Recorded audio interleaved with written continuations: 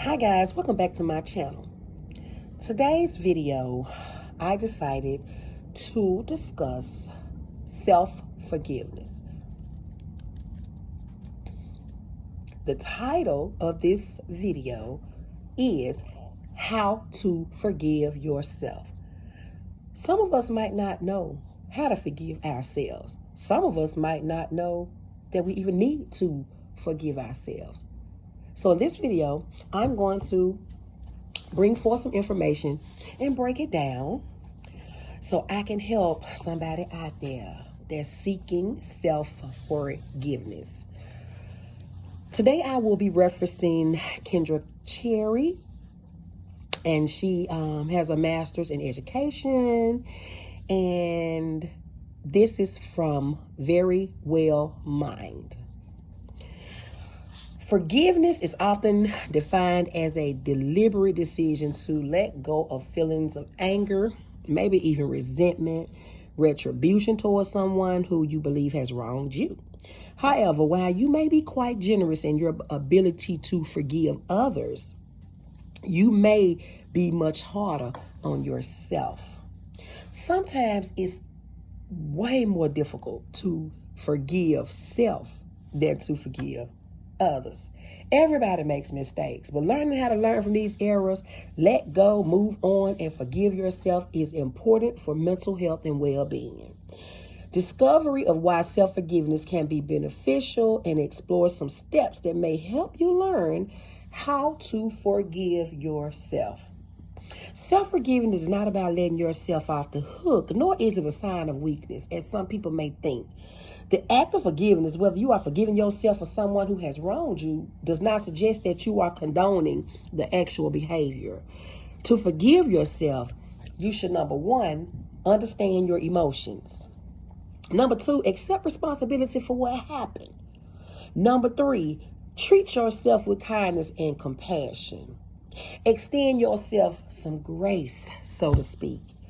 Express remorse for your mistakes. Make amends and apologize, including apologizing to yourself. Look for ways to learn from the experience and then focus on making better decisions in the future. Forgiveness means that you accept the behavior, you accept what has happened, and you are willing to move past it and move on with your life without ruminating over past events that you cannot change. One therapeutic approach to self-forgiveness suggests that 4 key actions can be helpful. The 4 R's of self-forgiveness. Get your pens and your pads out because you might want to take some notes on this one. Responsibility. That's the first R of self-forgiveness. Remorse. That's the second R of self-forgiveness. Restoration. That's the third R of self-forgiveness. And then renewal. That's the 4th R in self-forgiveness. Becoming aware of your emotions you are experiencing is an important part of learning to forgive yourself. Research has found that identifying and labeling your emotion can help reduce the intensity of your feelings. This can help you better regulate your emotions, including those linked to feelings of guilt and shame. Forgiving yourself is about more than just putting the past behind you and moving on.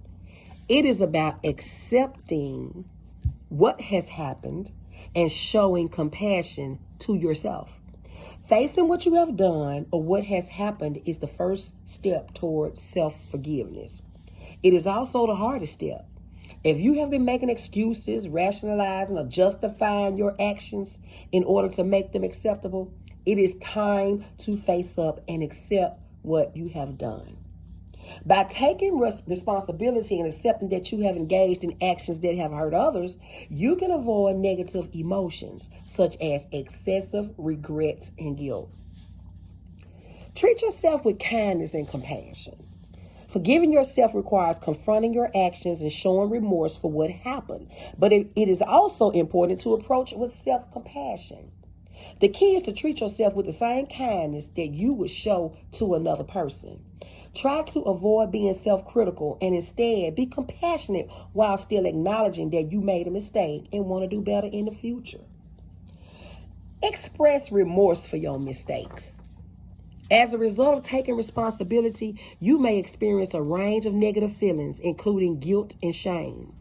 When you've done something wrong, it's completely normal, even healthy, to feel guilty about it.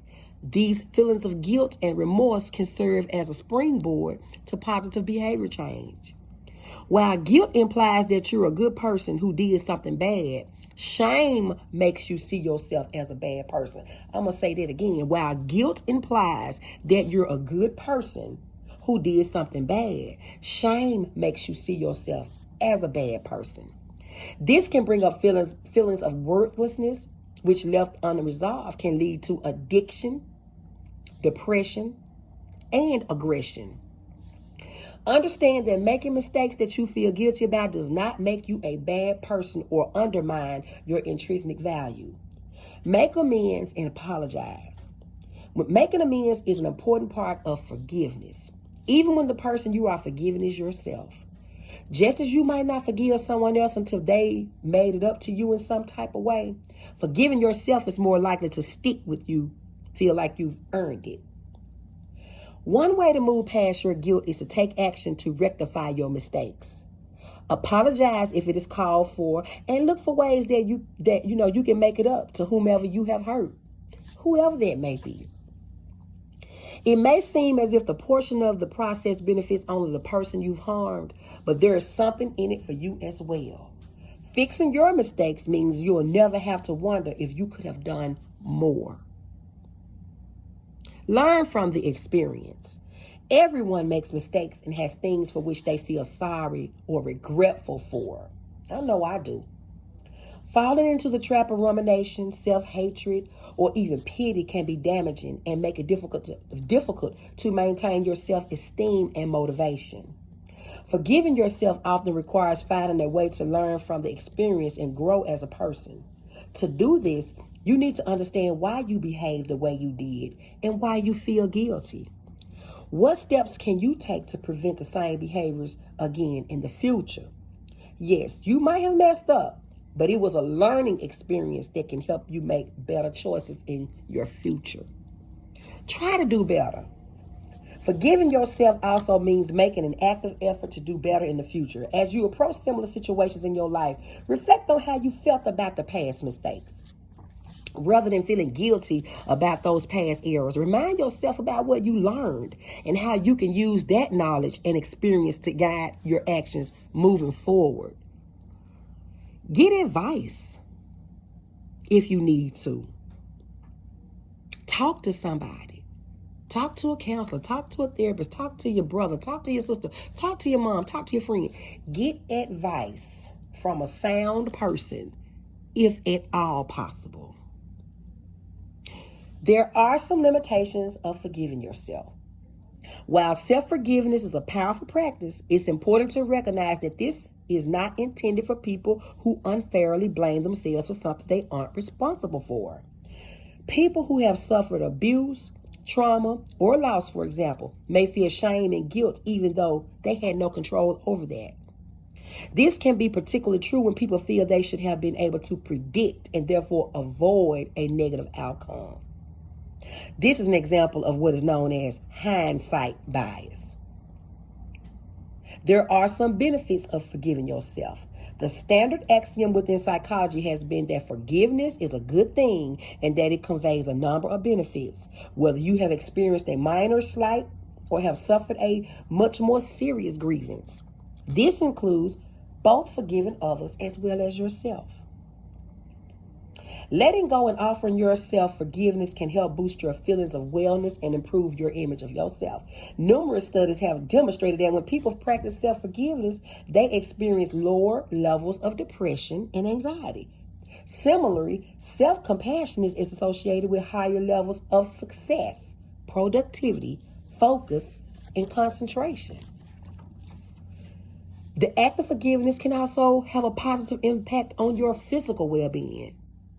Research shows that forgiveness can improve your cholesterol levels, reduce bodily pain and blood pressure, and lower your risk of a heart attack.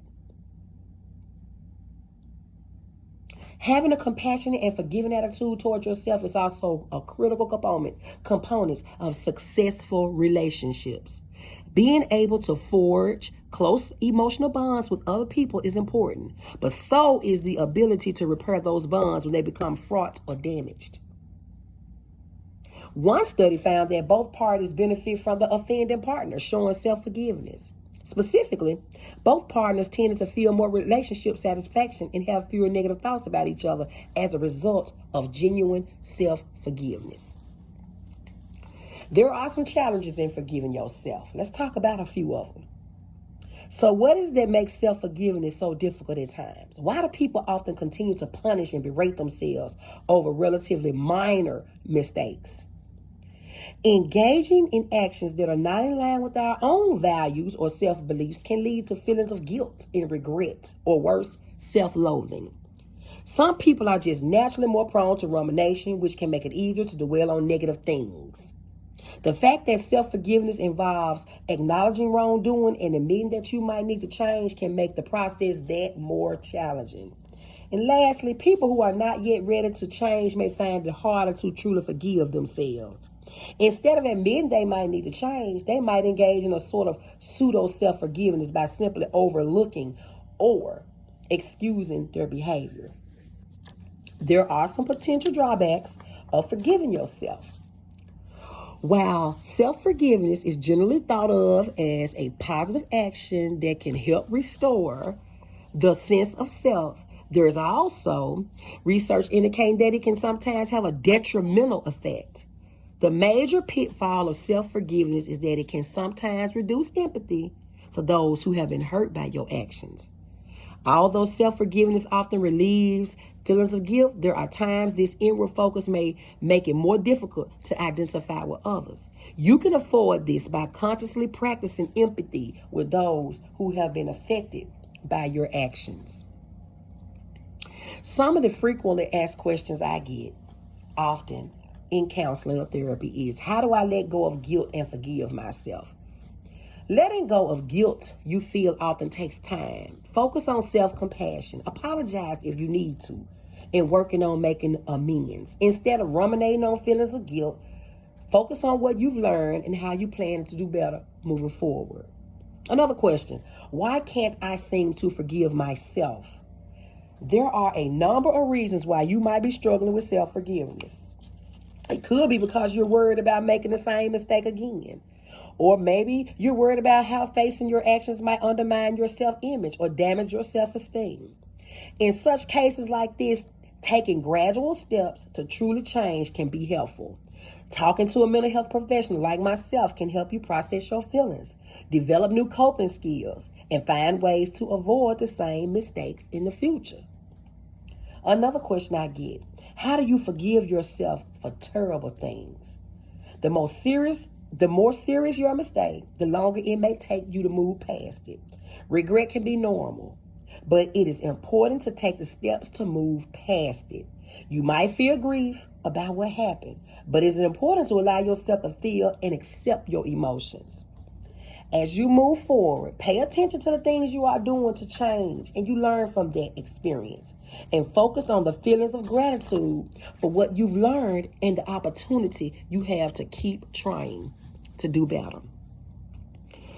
Forgiving people who have hurt you can be challenging, but forgiving yourself can be just as difficult. It is important to remember that learning how to forgive yourself is not a one-size-fits-all process. Everybody is different. This is a unique process. It is never simple or easy, but working on this form of self-compassion can convey a number of possible health benefits. In addition to reducing stress, depression, anxiety, self-forgiveness can also have positive effects on your physical health and your relationships. This concludes my video on self-forgiveness. Everything discussed in this video today is for informational purposes only. Please hit the like button on the video for me. If you're not subscribed to my channel and you like what you hear and see over here in the Safe Zone, please subscribe. It is totally free. Thank you for tuning in. And please have a great, positive, and most of all, peaceful rest of your day.